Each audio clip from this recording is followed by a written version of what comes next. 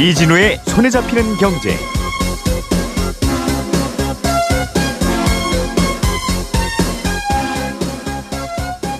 안녕하십니까, 이진우입니다. 손에 잡히는 경제가 뽑은 오늘의 숫자는 3.3%입니다.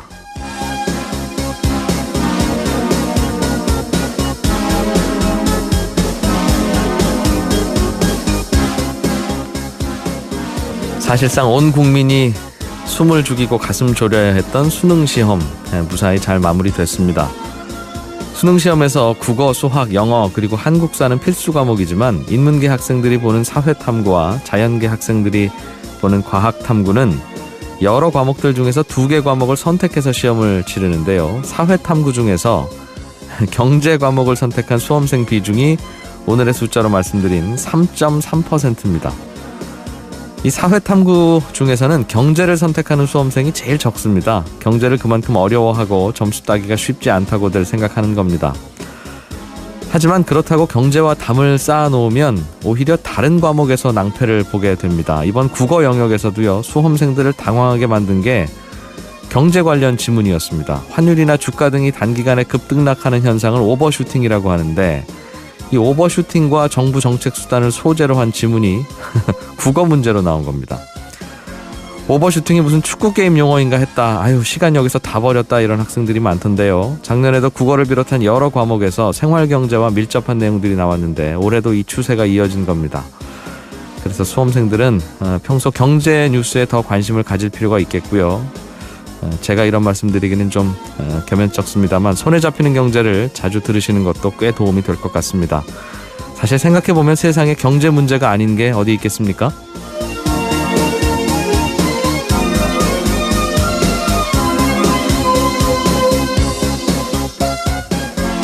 네, 11월 24일 손에 잡히는 경제입니다. 요즘 우리 외환시장에서 달러원 환율이 이게 오버슈팅이라고까지 하기는 어렵겠습니다만 꽤 많이 떨어지고 있습니다. 이게 어떤 배경 때문인지, 그러면 혹시 우리 기업들 실적에 악영향을 주지는 않는 것인지 잠시 후에 좀 짚어보겠고요. 한 청취자께서 은행이 파산하면 은행에 맡긴 돈은 5천만 원까지만 보호된다는데 그러면 은행에서 받은 대출도 5천만 원까지만 갚으면 되는 거 아니냐, 이런 질문을 주셨네요. 그러게요. 친절한 경제에서 답을 드리겠습니다. 광고 듣고 오늘 순서 시작하겠습니다.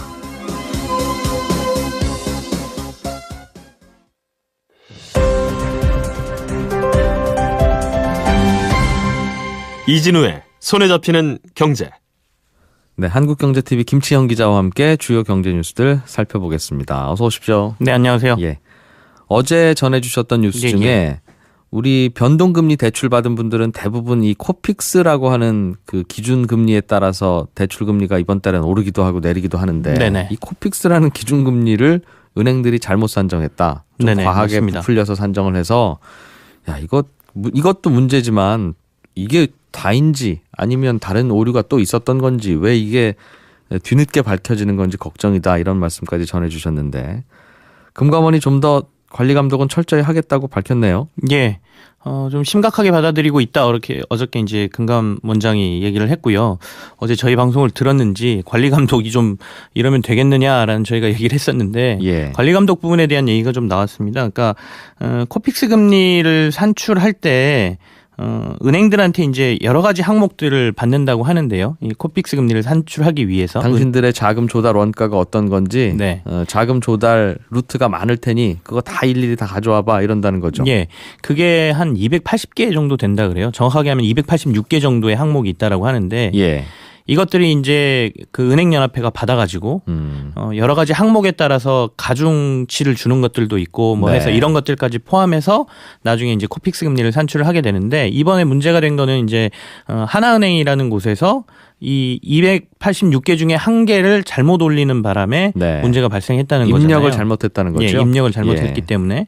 근데 그걸 관리 감독하는 과정에서 그 누구도 알지 못했고, 어제는 저희가 이제 하나은행의 자체 감사에서 이게 밝혀졌다라고 말씀을 드렸는데, 네. 자체 감사도 아니었고 감사원이 이제 그 금융위의 가계부채 대책 뭐 이런 것들을 확인하는 과정에서 이걸 발견을 했더라고요. 그래서 예. 이제 이렇게 된다라고 하면 과연 그 안에는 그런 일이 없었겠느냐. 그리고 들여다봤더니 286개 중에 40개만 점검을 하고 있었고 나머지 한 220개 정도는 전혀 보지도 않았다. 어쩐지 사기업인 은행이 네. 2년 전에 혹시 우리가 금리 산정 잘못하지 않았을까라고 해서 2년 전 서류를 왜 뒤져봤겠는가 이런 생각이 들더군요. 그렇죠. 어제 저희도 그런 얘기를 잠깐 그래서 했었는데 참 이건 고맙다. 뒤늦게라도 살펴보고 또 숨기지 않고 알려줬으니 네. 그것도 아니었네요. 감사원이 들여다보다가 밝혀낸 거네요. 그렇죠. 감사원이 금융위원회 가계부채 정책감사를 하면서 코픽스 오류가 예전에도 한두 번 있었다는 걸 생각을 하고 네. 이것도 한번 살펴보자라고 해서 일일이 다 맞춰보는 과정에서 이게 나왔다고 하니까 그리고 아까 말씀드린 40개를 보는 것도 네. 2012년도에 한 번 문제가 발생했을 때 야 좀 봐야 되지 않겠어? 그래서 그나마 보고 있는 게 40개였고 예. 2015년도에 발생한 이후에도 여전히 또 한 번 발생했음에도 불구하고 그냥 요 주요 항목만 보면 되겠지라고 해왔던 것은 문제가 있다. 앞으로는 이걸 전부 다 볼 테고 예. 검사를 좀 더 철저히 하겠다. 그리고 이번에 책임자까지 다 뭐 처벌을 하겠다. 그리고 또 하나 제가 어제 그 안 준 거에 대한 그 가상금리라도 우리도 좀 이자를 달라 그랬잖아요. 그것도 네. 주겠다라고 어제 얘기를 했습니다. 김시영 기자 덕분에 받게 되는 겁니까? 그건 아니죠. 오늘은 예. 금리 얘기를 하나 좀 더 해보죠. 네. 카카오뱅크라고 인터넷 은행 중에 하나인데 카카오뱅크가 뭐 예금 금리도 조금 더 준다고 합니다만 사람들에게 관심을 끌었던 것 중에 하나가 대출을 할 때 절차도 간단하고 대출 그렇죠. 금리도 다른 은행보다 싸다. 네. 주로 이제 마이너스 통장 이야기일 텐데요. 근데 갑자기 이 마이너스 통장 금리를 올렸다고 해서 또 말들이 많네요. 그렇죠. 지금 뉴스로 나온 얘기를 보면 카카오뱅크가 10월 달에 마이너스 통장 금리를 이제 조정을 했습니다. 그래서 마이너스 통장 카카오뱅크의 평균 금리가 3.75%로 올라갔어요. 그러니까 7월 달과 비교해 보면 0.5% 포인트 정도가 이제 금리가 더 올라갔거든요. 네. 근데 뭐 이 폭이 뭐 맞냐 적냐는 다른 문제인 것 같고요. 상대적으로 다른 은행들에 비해서 어떻게 됐냐가 지금 좀 논란인데 다른 시중 은행들은 이 기간에 0.1% 포인트 정도를 금리를 올렸거든요. 마이너스 통장을. 그러니까 네. 예. 야 이렇게 싸다고 했던 카카오뱅크가 결국에는 고객들 잔뜩 확보해 놓고 너네 금리 이제 올리면서 점점 장사하는구나. 뭐 이런 지금 뭐 여론이라고 할까요? 네. 언론들도 좀 그런 얘기를 하는 데가 있고요. 그래서 이제 좀 곤란해하는 상황이죠. 카카오뱅크가. 여쭙고 싶은 게 한둘이 있습니다. 네네. 그러니까 이게 마이너스 통장을 예를 들면 카카오뱅크에서 만들어서 대출을 받았으면 네. 대출을 받고 난 후에 대출의 만기까지는 이자율이 같은 겁니까? 아니면 그때도 매달 이자율이 바뀔 수 있다고 서로 알고 대출을 받은 겁니까? 사실은 지금까지 시중은행들이 해줬던 마이너스 통장은 대부분 1년의 고정금리 상품이었어요. 1년 후에 예. 갱신을 하면 그때 갱신하는 이자가 거죠. 달라지지만 1년 동안 이자는 항상 고정이다. 세상이 어떻게 바뀌어도. 예. 예. 그런 상품이 대부분이었거든요. 근데 이번에 이제 인터넷 뱅크들이 나오면서 인터넷 은행들이 나오면서 상품을 좀 다양화한 것이죠. 그래서 1년 만기로 고정금리로 갈 수도 있고 3개월마다 변동금리를 선택할 수도 있습니다. 그래서 현재 카카오뱅크에서 마이너스 통장 대출을 받으신 분들 중에 어제 제가 이제 카카오뱅크 측하고 직접 얘기를 해봤는데 정확한 수치는 자기네들이 얘기해 줄 수 없다 그래서 정확히 파악은 안 되지만 한 8대2 정도 되는 것 같아요. 네. 8은 고정금리로 받으신 분들이고 2 정도는 변동금리, 3개월 변동금리로 받으신 분이기 때문에 네. 이전에 받은 사람들이 이번에 금리가 올라서 야 이거 가지고 완전히 장사하는 거 아니야 라고 하면 아까 말한 2 정도는 해당이 되고 알겠어요. 8알은 자기하고는 상관이 없는 얘기가 고객들 되는 10명 거죠. 중에 8명은 1년 동안 이자가 그 어떤 일이 있어도 안 바뀌는 고정금리로 대출받으셨으니 이번 네. 사건과는 무관하고 예. 나머지 한 2명 정도는 3개월에 한 번씩 변동금리가 되더라도 나는 받아들이겠습니다라고 도장 찍으신 분들인데 본인이 선택하신 거니까. 네, 그거는 그런데 그 변동이 조금만 될 줄 알았더니 생각보다 확 많이 됐다. 오르더라. 그 얘기군요. 그러면 이 마이너스 통장의 변동금리라고 하는 건 은행들이 그냥 받고 싶은 대로 막 변동시켜도 되는 겁니까? 그건 아닙니다. 자신들이 변동시킬 수 있는 폭은 있어요. 우리가 앞서도 이제 코픽스 금리가 주택담보대출의 그 기준금리라고 말씀을 드린 것처럼 예. 마이너스 통장의 금리 산정 기준을 보면 보통은 이제 은행채 금리를 기준으로 해서 그게 은행의 조달 원가와 비슷할 테니까요. 예, 은행채 금리거나 아니면 코리보 금리라고 얘기를 하거든요. 코리보 금리 역시도 여러 은행들이 이 조달하는 금리를 평균 낸 거거든요. 그러니까 예. 은행채 금리를 기준금리로 해서 거기다가 이제 가상금리를 산정을 하는데 이 가상금리를 산정하는 방식이 첫 번째가 고객의 신용도입니다. 예. 그러니까 고객의 신용도로 해서 일단 금리를 조금 더 붙이고요. 거기에 플러스해서 자신들이 일을 하면서 마진을 내야 되는 부분, 네. 그 부분도 거기다 조금 붙이도록 돼 있거든요. 당연하겠죠. 그러니까 결국에는 이 예. 마진폭을 얼마나 잡느냐가 은행 간의 차이를 좀 발생시키는 부분이 있는 거죠. 그렇겠죠. 네. 그런데 처음에 이자율을 정할 때는 그런 거 다 정해놓고 마진폭도 정하고 가산금리도 알아서 정해서 김치영 고객님은 1년에 이자가 4%입니다. 이렇게 했을 텐데 네네. 3개월 후에 은행채 금리가 오르고 원가가 올라서 한 0.2 정도 올랐습니다. 그거는 받아들이겠는데 3개월 후에 저희가 생각해보니까 김치영 고객님한테 마진을 좀 더 먹어야 되겠네요. 이런 식으로 해서 마진까지 갑자기 갖다 붙이면 그 말은 3개월 후에 얼마든지 많이 올릴 수 있다는 말이 되잖아요. 근데 이제 그 카카오뱅크 측에서 얘기하는 것은 신규 고객들에 해당되는 금리를 자신들이 조정한 거지 네. 과거에 대출을 받으신 분들한테는 적용한 게 아니기 때문에 이걸 예. 그렇게 해석하는 것은 좀 무리가 있다라고. 그리고 이제 아까 말씀드린 대로 고객이 선택해서 변동금리를 선택하신 분들은 네. 그거는 본인의 선택이기 때문에 예. 좀 어쩔 수 없는 상황이긴 그렇죠. 하지만 그 변동 자체는 이해가 되는데 그 변동이 시중금리나 은행의 원가에 따라서 변동하는 것까지도 받아들이겠으나 그 변동폭이 다른 은행들보다는 많다 하길래 예. 그럼 카카오뱅크만 더 갑자기 원가 높은 뭔가로 조달했다는 뜻은 아닐 테고. 그건 아니죠. 그건 네. 아닌데 예. 이렇게 봐야 될 것 같습니다. 그러니까 이제 초기 출범할 때 카카오뱅크는 시장에 공격적인 영업을 하기 위해서 자신들의 마진폭을 상당히 아하. 줄여놓은 상태였고요. 예.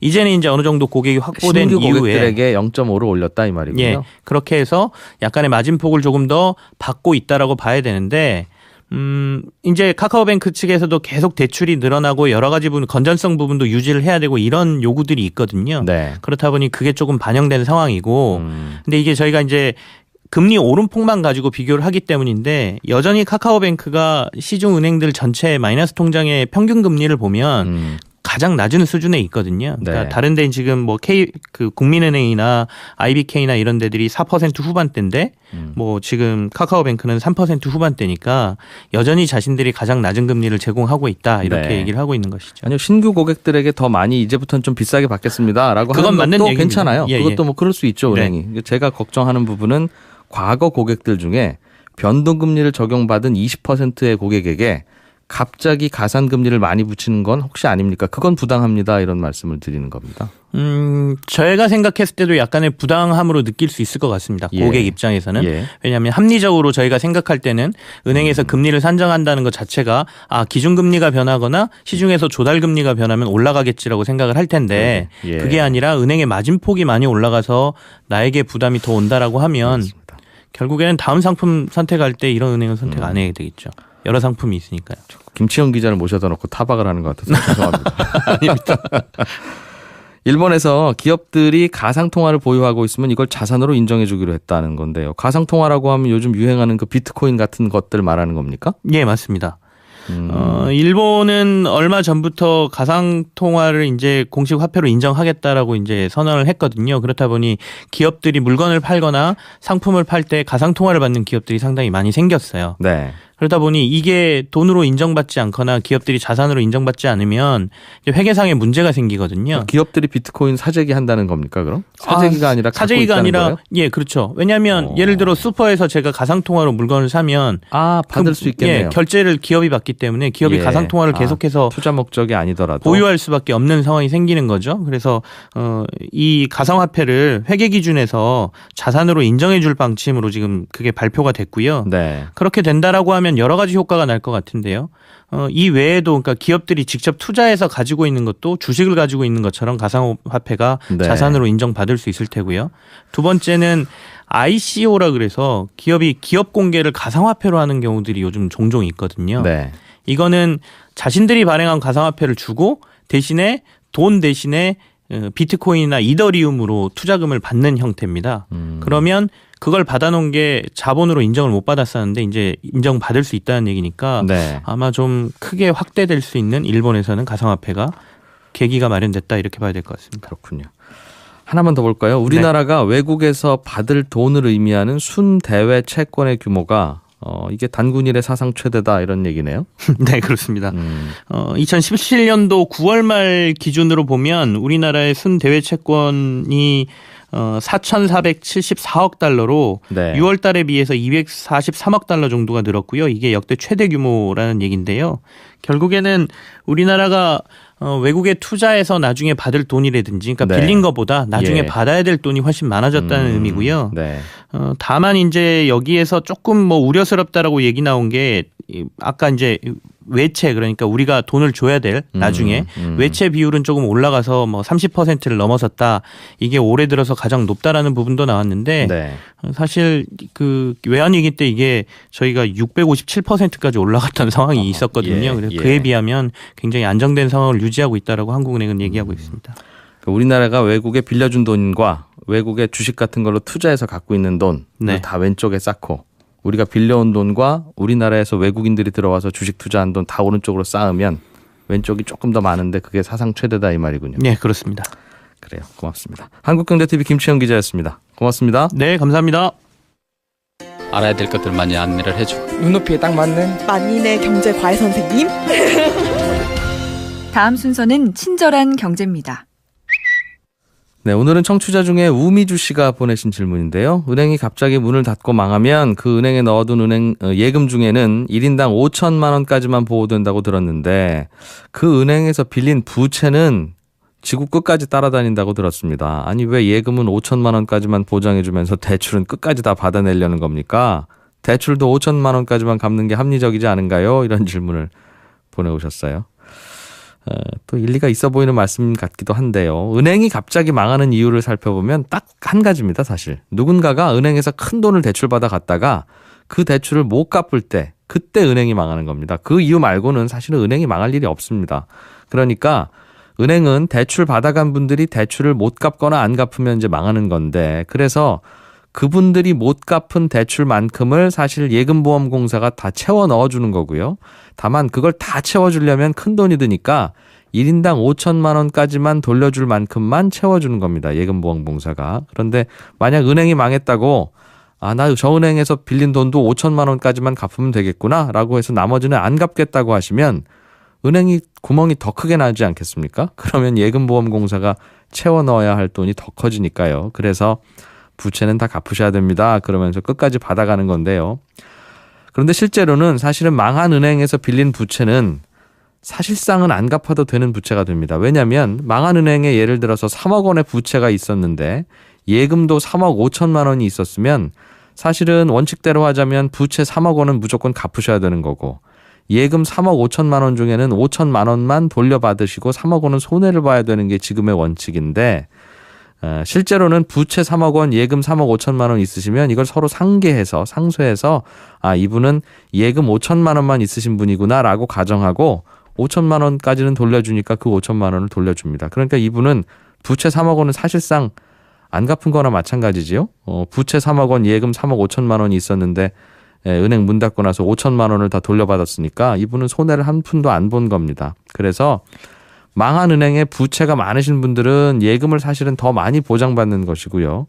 바꿔 말하면 그 은행에서 빌린 부채는 또 안 갚아도 되는 셈이긴 합니다. 다만 이제 그 망한 은행에 예금만 많이 있으시거나 또는 부채만 많이 있으셨던 분들은 예금은 손해가 크게 되시는 거고요. 부채는 다 갚으셔야 되는 겁니다. 이게 그래서 좀 불공평한 면도 있는데 지금 규정은 그렇게 되어 있습니다. 친절한 경제였습니다.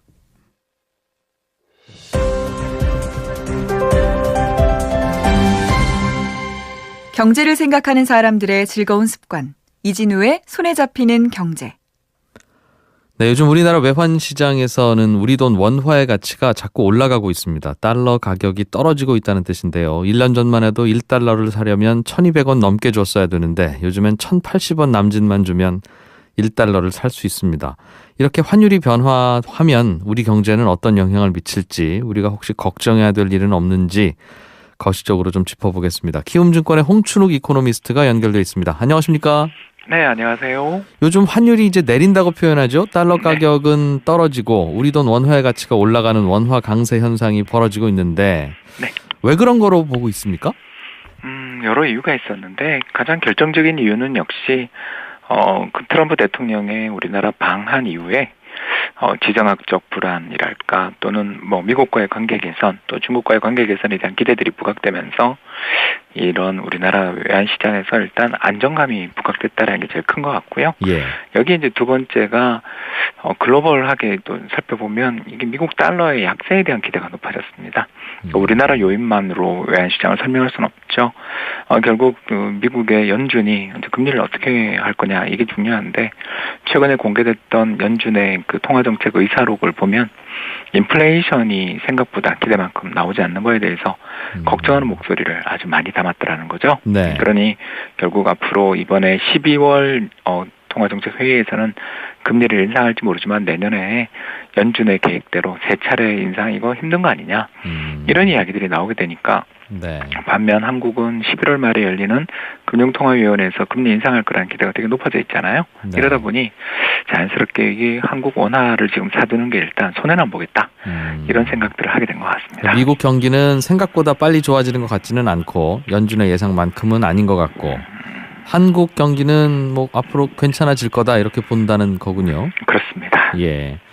그런데 이렇게 원화 가치가 올라가면 즉 환율이 떨어지면 원화 강세는 수출 기업에 안 좋다. 그래서 뭔가 좀 안 좋은 신호라든가 우리가 걱정해야 될 포인트가 아니냐 이렇게 걱정하는 분들도 계시던데요.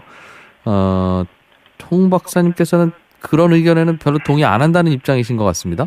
네, 그렇습니다. 일단 지금 뭐 이제 여러 요인이 있겠지만 일단 제 생각에는 환율과 기업 실적 사이에는 반대 관계가 존재한다라는 거죠. 즉 환율이 떨어질 때 달러에 네. 대한 우리나라 원화 환율이 떨어지는 국면이 항상 지나고 보면 그게 수출 기업 실적이 좋을 때라는 겁니다. 올해가 아주 대표적인 경우인데요. 올해 우리나라를 대표하는 200개 종목으로 구성된 코스피 200 종목이라는 지수가 있는데 네. 이 지수 중에서 이제 수출 비중이 높은 기업들의 이익을 저희가 한번 살펴봤더니 올해에만 영업이익이 무려 150조 원. 작년이 79조 원이었는데 네. 올해 150조 원 정도로 거의 2배 가까이 늘어나는 거더라고요. 우리나라 수출 기업들의 수출이 잘 되면서 이익이 영업이익이 작년 2016년 79조 원이었던 게 올해는 150조 원 이상으로 늘어날 것 같습니다. 네. 이게 환율이 떨어지고 있는 중에 이런 일이 벌어졌는데 그러면 하고 과거를 좀 살펴봤더니 이게 비슷한 일이 계속 반복되더라는 것입니다. 뭐 대표적인 경우가 2005년, 6년, 7년처럼 우리나라 환율들이 뭐 그때는 900원대 또는 한때는 800원대까지 떨어졌던 시기에도 보면 수출 기업의 영업이익이나 이런 것들이 꾸준하게 증가했던 그런 걸 발견할 수가 있었고요.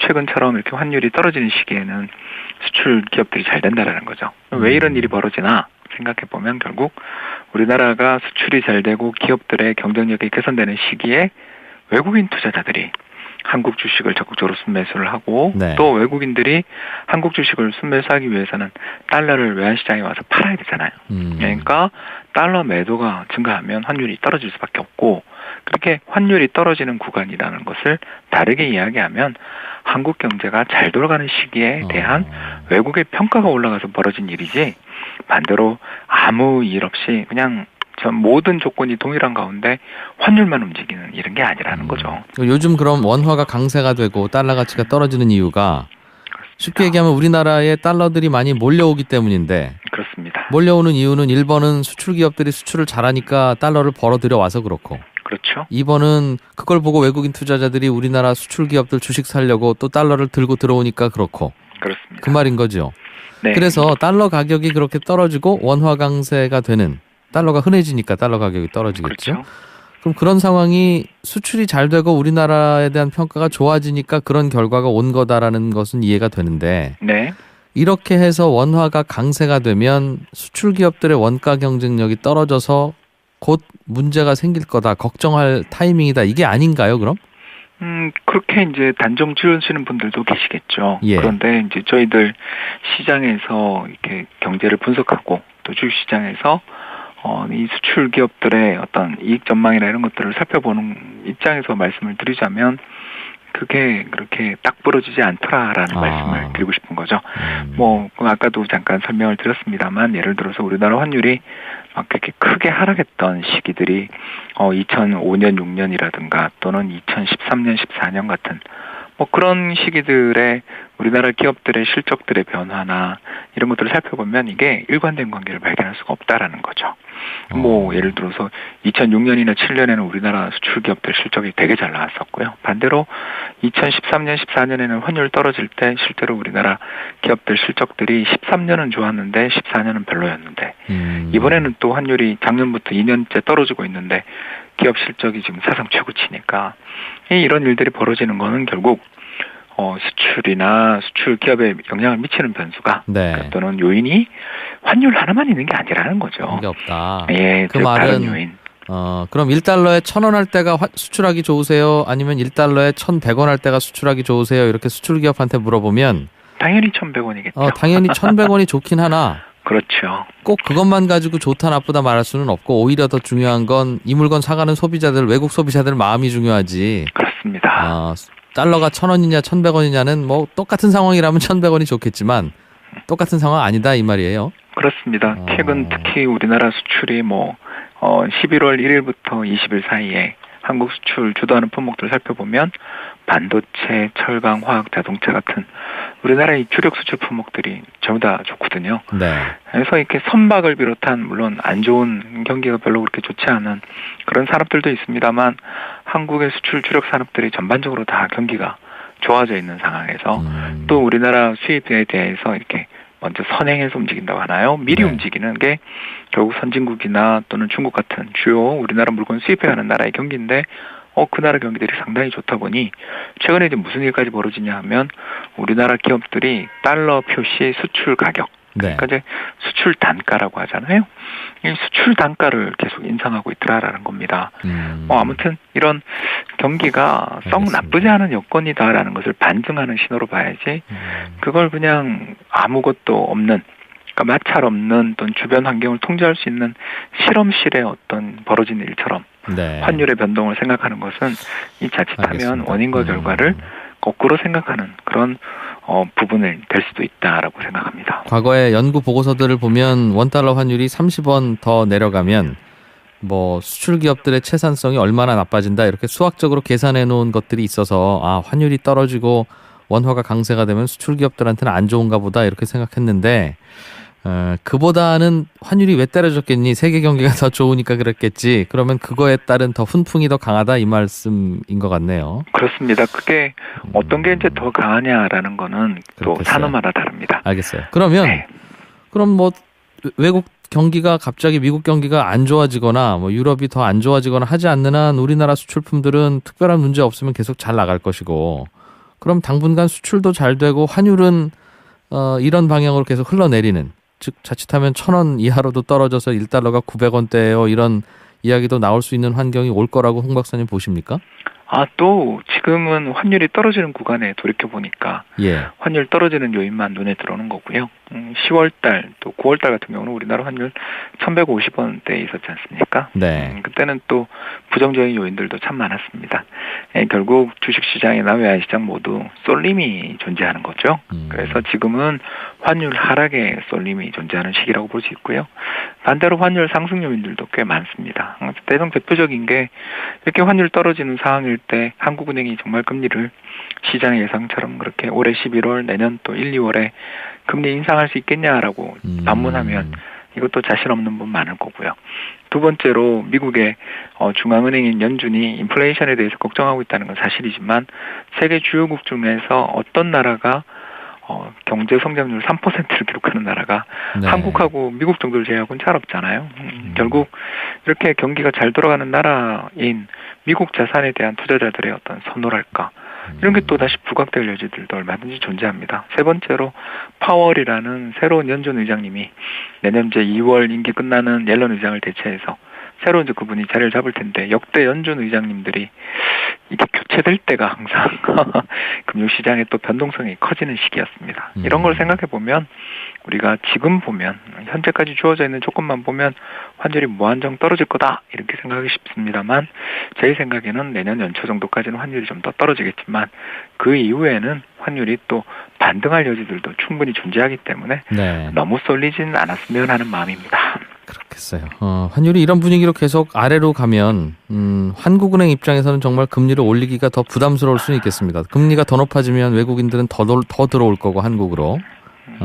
그러면 그 통화정책 당국이 요즘처럼 힘든 시기가 없다라는 그런 생각이 좀 들 때입니다. 예. 대출받은 분들, 변동금리로 대출받은 분들은 그러면 환율이 좀 더 떨어져 주라 이런 생각 하겠습니다. 이런 실제로, 그대로. 예. 실제로 이 환율이 떨어지면 물가가 안정되거든요. 그렇기 때문에 물가가 안정될 때 금리가 급등한 경우가 잘 없습니다. 그렇기 네. 때문에 우리나라 내수 경기 부양의 입장에서 보면 또 환율 떨어지는 게 나쁜 요인만은 아니죠. 그런데 이제 아까 말씀드린 것처럼 너무 지나친 쏠림이 좀 제 생각에는 보이고 있기 때문에 환율이 너무 단기간 급락했기 때문에 환율이 뭐 지금만 본다면 끝없이 달려갈 것 같지만 반등이 나올 수도 있다라는 그런 가능성은 좀 열어두시는 게 좋을 것 같습니다. 네. 키움증권의 홍춘욱 이코노미스트였습니다. 고맙습니다. 감사합니다.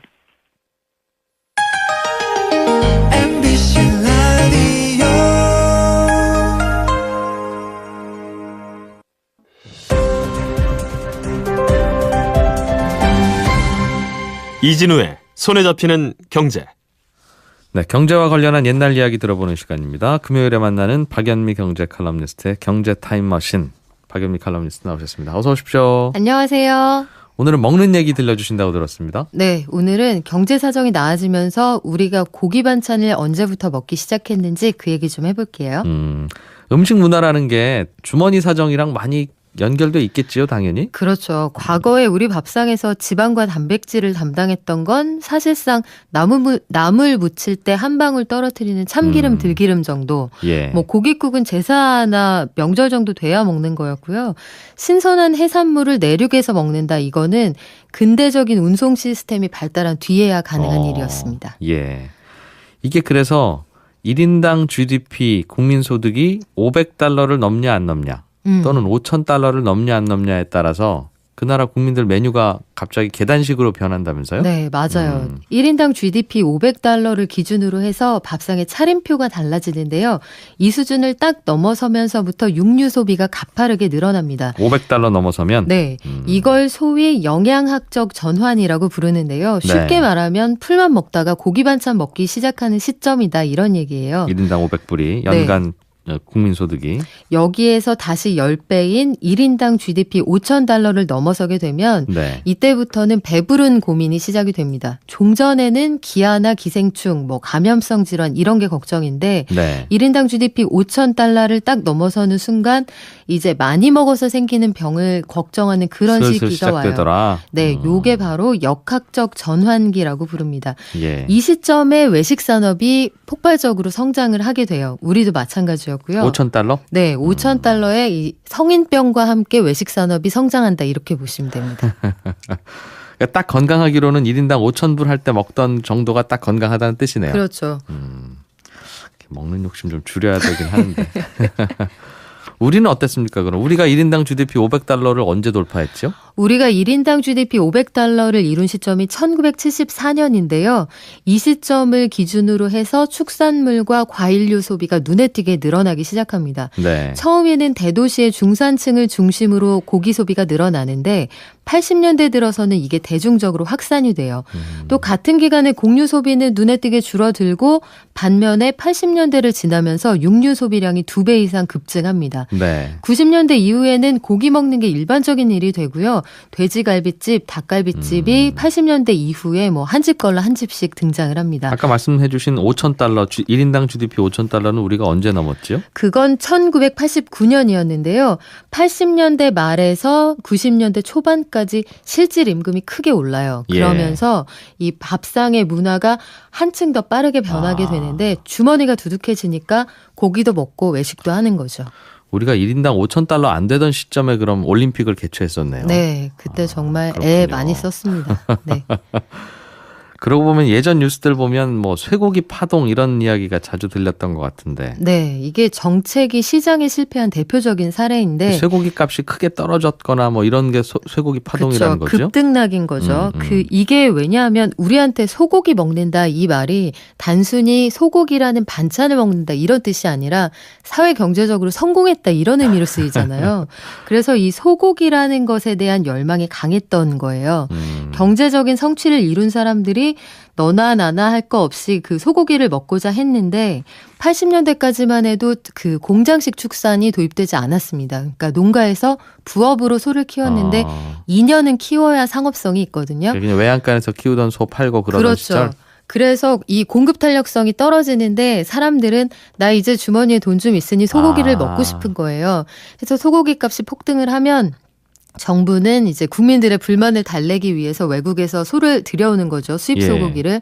이렇게 하면 한우 가격이 폭락을 하고 이걸 보고 농민들이 한우 키우면 안 되겠구나. 사육두수를 줄이면 다시 값이 오르고 그러면 다시 외국산 소고기를 수입하고 이 과정이 반복됐던 게 바로 쇠고기 파동입니다. 그러니까 한우값 올라가서 외국 수입산 소고기 들어올 정도 되면 내가 소를 길러야 되겠구나라고 그렇죠. 생각하고 소를 그때부터 기르실 거고 그 소 다 길러서 팔 때쯤 되면 나만 기른 게 아니라 모든 농민들이 다 길렀으니까 또 소가 많아졌을 것이고. 그렇죠. 항상 이 농사나 축산업이 풍작에 더 눈물 짓는 농민들이 많은 게 그런 이유 때문이죠. 요즘도 그렇고 요즘도 배추 같은 경우도 올해 또 비슷한 문제 있지 않았습니까? 갈아 엎는다 이런 얘기 나오더라고요. 그랬군요.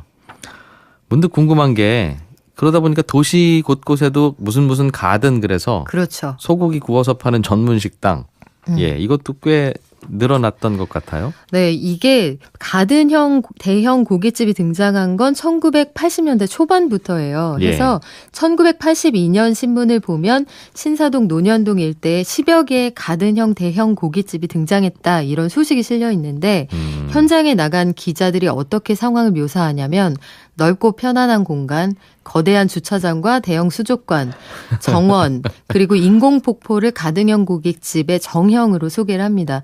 또 그 휘황찬란하게 인테리어가 된 그곳에서 고기를 먹는 것만으로도 사람들이 내가 잘 살고 있다 이 기분을 느낄 수 있게 된 거예요. 근데 하필이면 왜 돼지갈비였느냐. 돼지갈비집을 중심으로 가든형 고깃집이 늘어난 게 여기서 돼지갈비 팔았어요? 그렇죠. 돼지갈비집 생각해보시면 저희 어렸을 때 되게 많았거든요. 이게 소갈비는 26대밖에 안 나오고 아랫갈비는 또 맛이 없어요. 그래서 생산성을 맞추면서 수요를 대려니 돼지갈비가 대안이었던 거고요. 돼지갈비도 약간 단가가 나간다 생각을 해서 등장한 게 닭갈비예요. 근데 사실 닭갈비는 그 맞지 않는 표현인 것이 닭갈비 먹을 때 닭갈비가 안 나오거든요. 살만 나오는 경우가 많단 말이에요. 해서 닭을 먹을 때도 갈비를 뜯는 기분을 느끼고 싶었던 거죠. 그래서 근데 요즘엔 뭐 특별하게 소고기 먹으러 가면 그럼 당연히 갈비 먹어야지 이런 이야기는 안 나오는 것 같던데요. 그렇죠. 갈비보다는 이제 등심을 중심으로 소고기의 등급을 기준으로 정하게 되면서 황소의 인기가 사라지고 등심의 강점이 있는 고기들을 선호하게 됩니다. 그때가 언제쯤이에요, 그게? 그 시점이 이제 80년대 이후 90년대로 넘어가던 그 시점이죠. 그 이후에 그때부터 이제 닭 같은 것도 슬슬 나오기 시작하고. 그렇죠. 양념통닭 전성시대가 그때 찾아옵니다. 참 먹는 거의 역사를 쭉 살펴봐도 그때 그랬었지 뿐만 아니라 우리가 경제적으로 어떤 단계를 거쳐왔는지까지도 쉽게 알게 되네요. 네. 소고기, 닭고기, 돼지고기 중에 박연미 기자는 뭐가 제일 선호합니까? 저는 요즘에 닭가슴살로 갈아탔습니다. 네. 맛은 별로 없겠군요. 네. 노력하고 있어요, 저도. 알겠습니다. 박연미 경제 칼럼니스트로부터 경제와 관련한 옛날 이야기 들어봤습니다. 경제 타임머신 고맙습니다. 고맙습니다. 손에 잡히는 경제 지금까지 저는 이진우였습니다. 파업도 끝났는데 손경제 주말 방송 언제 시작하나 이런 생각하신 분들 많으셨을 텐데 내일부터 예전처럼 주말에도 방송을 계속합니다. 평일과 마찬가지로 11시 10분에 오겠습니다. 많이들 들어주시고요. 들어주신 여러분 고맙습니다. 이진우였습니다.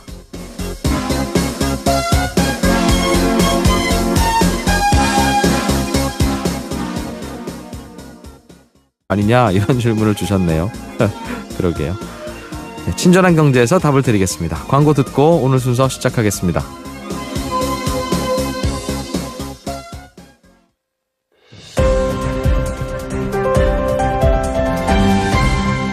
이진우의 손에 잡히는 경제. 네, 한국경제TV 김치형 기자와 함께 주요 경제 뉴스들 살펴보겠습니다. 어서 오십시오. 네, 안녕하세요. 예.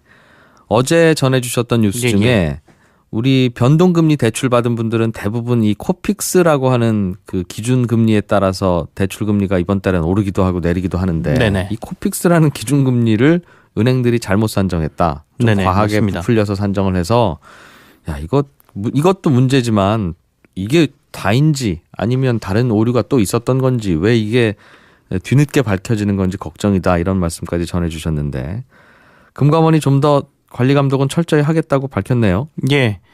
좀 심각하게 받아들이고 있다. 이렇게 어저께 이제 금감 원장이 얘기를 했고요. 어제 저희 방송을 들었는지 관리 감독이 좀 이러면 되겠느냐라는 저희가 얘기를 했었는데 예. 관리 감독 부분에 대한 얘기가 좀 나왔습니다. 그러니까 코픽스 금리를 산출할 때 은행들한테 이제 여러 가지 항목들을 받는다고 하는데요. 이 코픽스 금리를 산출하기 위해서 당신들의 자금 조달 원가가 어떤 건지 네. 자금 조달 루트가 많을 테니 그거 다 일일이 다 가져와봐 이런다는 거죠. 예, 그게 한 280개 정도 된다 그래요. 정확하게 하면 286개 정도의 항목이 있다라고 하는데 예. 이것들이 이제 그 은행연합회가 받아가지고 여러 가지 항목에 따라서 가중치를 주는 것들도 있고 뭐 네. 해서 이런 것들까지 포함해서 나중에 이제 코픽스 금리를 산출을 하게 되는데 이번에 문제가 된 거는 이제 하나은행이라는 곳에서 이 286개 중에 한 개를 잘못 올리는 바람에 네. 문제가 발생했다는 거잖아요. 입력을 잘못했다는 거죠. 예, 입력을 잘못했기 때문에. 근데 그걸 관리 감독하는 과정에서 그 누구도 알지 못했고 어제는 저희가 이제 하나은행의 자체 감사에서 이게 밝혀졌다라고 말씀을 드렸는데 네. 자체 감사도 아니었고 감사원이 이제 그 금융위의 가계부채 대책 뭐 이런 것들을 확인하는 과정에서 이걸 발견을 했더라고요. 그래서 예. 이제 이렇게 된다라고 하면 과연 그 안에는 그런 일이 없었겠느냐. 그리고 들여다봤더니 286개 중에 40개만 점검을 하고 있었고 나머지 한 220개 정도는 전혀 보지도 않았다. 어쩐지 사기업인 은행이 네. 2년 전에 혹시 우리가 금리 산정 잘못하지 않았을까라고 해서 2년 전 서류를 왜 뒤져봤겠는가 이런 생각이 들더군요. 그렇죠. 어제 저희도 그런 얘기를 지금까지 시중은행들이 해줬던 마이너스 통장은 대부분 1년의 고정금리 상품이었어요. 1년 후에 갱신을 하면 그때 갱신하는 이자가 거죠. 달라지지만 1년 동안 이자는 항상 고정이다. 세상이 어떻게 바뀌어도. 예. 예. 그런 상품이 대부분이었거든요. 근데 이번에 이제 인터넷 뱅크들이 나오면서 인터넷 은행들이 나오면서 상품을 좀 다양화한 것이죠. 그래서 1년 만기로 고정금리로 갈 수도 있고 3개월마다 변동금리를 선택할 수도 있습니다. 그래서 현재 카카오뱅크에서 마이너스 통장 대출을 받으신 분들 중에 어제 제가 이제 카카오뱅크 측하고 직접 얘기를 해봤는데 정확한 수치는 자기네들이 얘기해 줄 수 없다 그래서 정확히 파악은 안 되지만 한 8대2 정도 되는 것 같아요. 네. 8은 고정금리로 받으신 분들이고 2 정도는 변동금리 3개월 변동금리로 받으신 분이기 때문에 네. 이전에 받은 사람들이 이번에 금리가 올라서 야 이거 가지고 완전히 장사하는 거 아니야 라고 하면 아까 말한 2 정도는 해당이 되고 알겠어요. 8알은 자기하고는 상관이 없는 얘기가 고객들 되는 10명 거죠. 중에 8명은 1년 동안 이자가 그 어떤 일이 있어도 안 바뀌는 고정금리로 대출받으셨으니 이번 네. 사건과는 무관하고 예. 나머지 한 2명 정도는 3개월에 한 번씩 변동금리가 되더라도 나는 받아들이겠습니다 라고 도장 찍으신 분들인데 본인이 선택하신 거니까. 네, 그런데 그 변동이 조금만 될 줄 알았더니 생각보다 확 많이 오르더라. 됐다. 그 얘기군요. 그러면 이 마이너스 통장의 변동금리라고 하는 건 은행들이 그냥 받고 싶은 대로 막 변동시켜도 되는 겁니까? 그건 아닙니다. 자신들이 변동시킬 수 있는 폭은 있어요. 우리가 앞서도 이제 코픽스 금리가 주택담보대출의 그 기준금리라고 말씀을 드린 것처럼 예. 마이너스 통장의 금리 산정 기준을 보면 보통은 이제 은행채 금리를 기준으로 해서 그게 은행의 조달 원가와 비슷할 테니까요. 예, 은행채 금리거나 아니면 코리보 금리라고 얘기를 하거든요. 코리보 금리 역시도 여러 은행들이 이 조달하는 금리를 평균 낸 거거든요. 그러니까 예. 은행채 금리를 기준금리로 해서 거기다가 이제 가상금리를 산정을 하는데 이 가상금리를 산정하는 방식이 첫 번째가 고객의 신용도입니다. 예. 그러니까 고객의 신용도로 해서 일단 금리를 조금 더 붙이고요. 거기에 플러스해서 자신들이 일을 하면서 마진을 내야 되는 부분, 네. 그 부분도 거기다 조금 붙이도록 돼 있거든요. 당연하겠죠. 그러니까 결국에는 이 예. 마진 폭을 얼마나 잡느냐가 은행 간의 차이를 좀 발생시키는 부분이 있는 거죠. 그렇겠죠. 네. 그런데 처음에 이자율을 정할 때는 그런 거 다 정해놓고 마진폭도 정하고 가산금리도 알아서 정해서 김치영 고객님은 1년에 이자가 4%입니다. 이렇게 했을 텐데 네네. 3개월 후에 은행채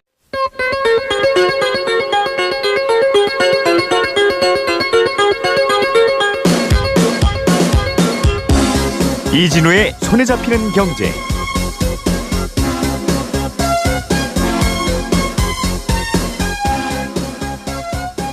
안녕하십니까, 이진우입니다. 손에 잡히는 경제가 뽑은 오늘의 숫자는 3.3%입니다.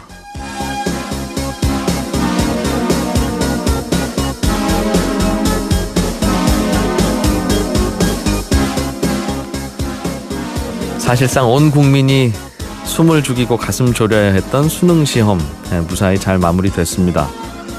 수능시험에서 국어, 수학, 영어 그리고 한국사는 필수 과목이지만 인문계 학생들이 보는 사회탐구와 자연계 학생들이 보는 과학탐구는 여러 과목들 중에서 2개 과목을 선택해서 시험을 치르는데요. 사회탐구 중에서 경제 과목을 선택한 수험생 비중이 오늘의 숫자로 말씀드린 3.3%입니다. 이 사회탐구 중에서는 경제를 선택하는 수험생이 제일 적습니다. 경제를 그만큼 어려워하고 점수 따기가 쉽지 않다고들 생각하는 겁니다. 하지만 그렇다고 경제와 담을 쌓아놓으면 오히려 다른 과목에서 낭패를 보게 됩니다. 이번 국어 영역에서도요, 수험생들을 당황하게 만든 게 경제 관련 지문이었습니다. 환율이나 주가 등이 단기간에 급등락하는 현상을 오버슈팅이라고 하는데, 이 오버슈팅과 정부 정책 수단을 소재로 한 지문이 국어 문제로 나온 겁니다. 오버슈팅이 무슨 축구 게임 용어인가 했다. 아유, 시간 여기서 다 버렸다. 이런 학생들이 많던데요. 작년에도 국어를 비롯한 여러 과목에서 생활경제와 밀접한 내용들이 나왔는데 올해도 이 추세가 이어진 겁니다. 그래서 수험생들은 평소 경제 뉴스에 더 관심을 가질 필요가 있겠고요. 제가 이런 말씀드리기는 좀 겸연쩍습니다만 손에 잡히는 경제를 자주 들으시는 것도 꽤 도움이 될 것 같습니다. 사실 생각해보면 세상에 경제 문제가 아닌 게 어디 있겠습니까?